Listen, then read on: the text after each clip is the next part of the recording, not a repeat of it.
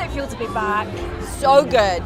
This is our first premiere of the film, so of course we had to do it here. So, you know, we're fingers crossed and we're launching it now and we're all here and we've just had the best day together. So now we all got dressed up and after this we get to go and have a, not midnight margarita, but a 10 p.m. margarita. How's that?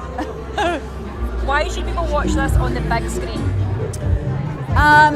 Well, obviously I'm a big screen girl. I love that. So, and also because it's about a shared experience.